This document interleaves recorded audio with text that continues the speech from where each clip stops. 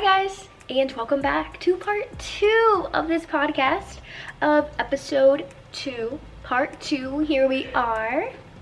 If you would like to hear the full podcast straight out the bucket, you can find it on Spotify, Google Podcast, as well as the Apple Podcast. I will have those listed down below. And so let's get into it. All right, and we have another one. This one's a little bit longer of a post compared to the rest of the other ones. So let's get into it. All right, so my mom lied to me my whole life, and now I feel guilty. No ma'am, no ma'am, no ma'am. This is a long one, so thank you if you read it. I grew up an only child and was brought up by my mom. Due to a big argument when I was young, mom cut ties with her family. I also grew up not knowing my dad, so it really was just me and her. I was told by my mother that my dad did not want me. She said I was sent on the first plane back to England as soon as I was old enough to fly. She told me he wanted me aborted. I received presents and cards from my dad until I was about 6. These suddenly stopped, and when I asked why, my mom said because my dad had a new baby and I was no longer important to him. Side note, I think this lady is just putting a bad seed into this child. She's just oh, okay. Some things you just don't say, in my opinion. You don't say it. This is a long one, guys. At 34, through the power of Facebook, I found my half siblings and my dad. I reached out as I felt I was finally ready to confront him about why I wasn't good enough to love, like he had his other children who came after me. It was then I discovered my whole life had been a lie. It turns out it was my mom who stopped contact when she met my stepdad, a horrible, abusive man who made it very obvious I was in the way.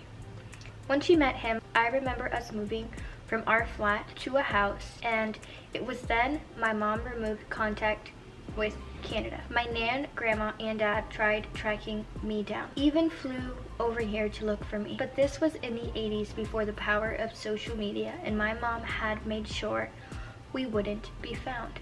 It now makes sense to me. My mother told me these lies to stop me having contact and stop me moving away. I have always wanted to move away from England, wanted to see the world, but I was always made to feel guilty and told by my mom that I couldn't leave her on her own, no longer with the monster stepdad. Last year, I flew over to Canada, where I was born, and met my dad, my brothers, and my sister, nan, and granddad, cousins, aunties, uncles.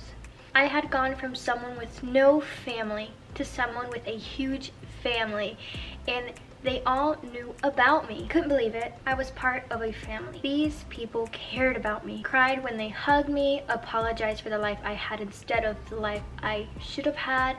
Since being home, I speak to my family frequently. We did a family Christmas Eve Zoom. I love them very much, and they have helped me heal so much. That is so nice. That warms my heart. Oh my gosh, that is so sweet. That is so sweet. Oh. My mom refuses to talk about my dad and how welcoming, loving, and happy they were to see me. She believes her own lies. My husband can't understand why I wouldn't confront her, but anyone with a narc mom will know why. She will turn it back on me and make her the victim. How could I do this when she brought me up on her own? She takes full credit for my degree and my career, which I worked hard for. I got kicked out of school when I was 16 due to me going off the rails, which happened because of all the issues I had with rejection and anger from my dad. I ended up going to night college to get my A levels, then went to uni to train to be a teacher. I was a barmaid to fund this and paid for my own lesson and my first little car. My mom takes credit for all of this. Growing up with her was so hard, so toxic. She has no remorse at all that I have missed out on an entire family and have instead grown up with huge feelings of anger and rejection. She is clueless of how this affected my life growing up as she knows very little about what I did when I went off the rail. So, now my problem. I am married with 2 kids. My husband and I want to move. We have looked at moving to Canada numerous times because I have citizenship, and now having been over, we know it is what we want to do. Our children would thrive there. We love the way of life, but I feel guilty moving so far and leaving my mom on her own. As mentioned earlier, my mom has no other family as she cut them off. She has a few friends though. But do I stay here so my mom isn't on her own and live my life of full resentment and anger because she has already dictated so much? Or do I move and leave her alone without her grandkids? She's an amazing man. Weird. It's very different to the mother she was. I feel really stuck. Any advice would be greatly welcomed. Leave. I believe you should leave and you should go and say bye-bye. You can still have contact with her. You can have Zoom calls. You can call her frequently if you want. You cannot let your parents lead your life.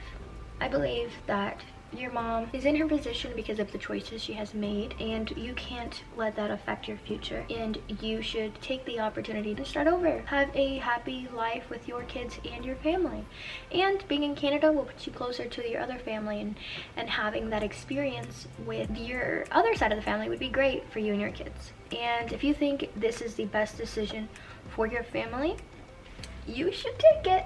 You should definitely take it. So let's read a few comments. Ooh, I like this one. I would like to remind you that your mother is an adult, fully capable of taking care of herself. What does you being here bring her? It also seems to me that you want to stay in England out of obligation towards your mom. If you are scared of how this move will affect your relationship with your mom, know that there are planes and cars which you can take to Canada and England, and also video calls for keeping in touch, but both parties have to want this. And I want to say is that you have no obligations towards your mom to stay. You do have an obligation towards yourself to live a good life. Having grown up like this, I would suggest you to also start therapy so that you can make sense of your feelings and enmeshment of your narcissistic. They hit it. This commenter hit it right on the bag. And the only obligation you have is to live a good life. You owe it to yourself and you owe it to your family. And your mom is an adult. She's an adult and she's fully capable of making her own decisions like she has in the past. She can still do that on her own. And she does not need you. So pack your bags and go to Canada. Go to Canada. Alright, this one was posted a day ago. Realizing my mom may be a narcissist. Oof. I, 26 female, was adopted at 4 years old. I've been in therapy almost 2 years now. And I have been diagnosed with BPD. Alright, so BPD is borderline personality disorder. Last night, I had a very profound thought that some mothers love being mothers, and that felt like a weird concept to me. I've always felt like my childhood was very upsetting and filled with turmoil, and have always told myself that it is normal, I'm overreacting, but I'm realizing, especially finding this thread and reading through so many examples, very similar behaviors that my adopted mom, 50 female, may be a narcissist. I moved out and moved across the country and went to NC.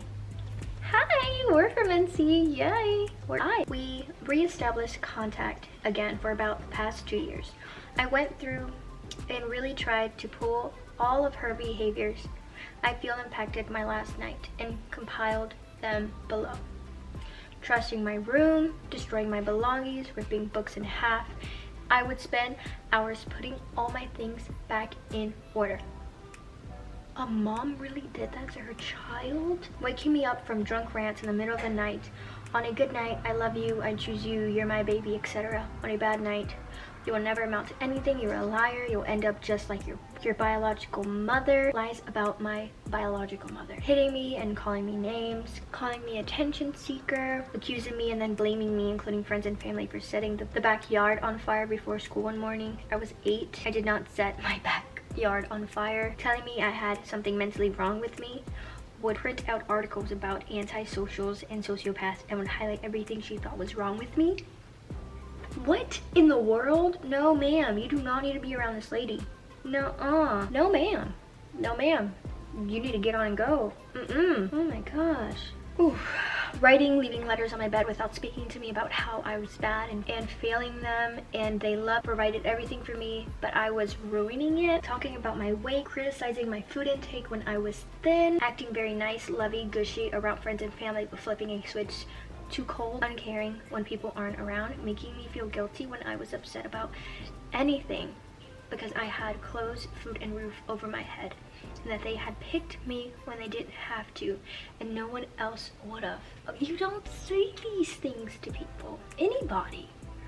Oh my gosh, this lady does not deserve a kid whatsoever. Hating all of my friends, banning me from being friends with them, seeing them in out of school, not letting me participate in sports, taking sports and clubs away from me as punishment, placing me in homeschooling my freshman year of high school because they didn't like my friends and couldn't monitor who I was around at school, installing cameras in the house, always having close contact relationship with my teachers to warn them about my behavioral issues, lying, no contact with anyone my own age, always caring for younger siblings, gossiping with family members about me and praising my brother for being so good, would tell them I was a bad example for my brother. If I spoke to neighbors or teachers or other adults about how I felt, how harsh my parents were on me, I would not be allowed to be around them anymore and was forced to apologize for lying and apologize to my parents for talking badly about them. No ma'am, no ma'am, your mama needs help. She needs help. As an adult, since reestablishing contact, comments on my weight, criticizes life choices, career changes, criticized therapy because they're getting paid to validate you. This has made me question myself constantly. Have I always been overly sensitive? Are these things been very normal, typically experiences for other people and they're just fine and not hurting by them? Is this normal family stuff? This is love from your mother? Am I being manipulated into feeling like I am wrong or bad? Or is that the truth? Am I the problem or am I just out to be the problem?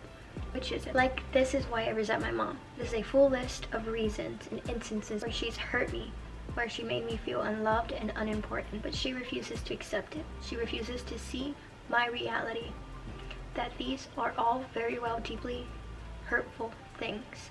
I was the problem and they happened because I was bad, or I did something wrong, or there was something wrong with me. If it wasn't one of those, I must just be making it up, or it never happened. And what does this mean about me? Am I truly sick in the head, or is my experience truthful? Was I right to feel the way I did? Was I ever justified in hurting, or was I aching over nothing? I feel impacted by the things my parent has done. They don't feel normal to me, but I no longer feel I can trust my own perception of my childhood. Is my mother a narcissist, or am I the problem? Baby, your mother is a narcissist. Girl, your mother is a narcissist. She's definitely a narcissist. Definitely, girl. Definitely. And I think for your sake and for your mental health and just, improving, I believe, you should go and you should get help just to be able to move on from these horrible childhood experiences. Let's go into the comments. Alright, and here's a comment. Hello, fellow adoptee. I was adopted at 4, but my malignant narcissistic father and an emotionally neglectful and narcissistic mother who then went through a bitter divorce. So I understand just the seething resentment. I see you, I hear you, I understand your disappointment. You are not the problem. Your emotions are not the problem. Your emotions are red flags telling you what is not going right in your life and what you want to change. Please listen to them. I have so much more energy now that I don't waste my time hoping for change or understanding or regret. Listen to yourself and go on your own way. Yeah, I believe you should go on your way and forget your narcissistic mother. We are not allowing narcissistic parents to get in our way. We are just not gonna do that. New year, new you, baby. Okay? New year, new decisions, new you, new environment, new everything. We don't need parents like that. Those parents, out the window. Out the window. Nobody deserves them. We don't need them. No. So, that is it for this episode. So I hope you all enjoyed our second episode. I definitely enjoyed it, talking about these crazy narcissistic parents that do not, I repeat, do not deserve these children, these wonderful children at all. So that is it for today. Thank you for watching episode 2, part 2. Thank you guys for watching. I have enjoyed it, and if you would like to share any stories and you would like to hear it on this podcast, please email them to fascinatingsstorieswithcn@gmail.com. And I hope you all are safe, well, and healthy. And please don't forget to like, subscribe, and ring that bell. Bye!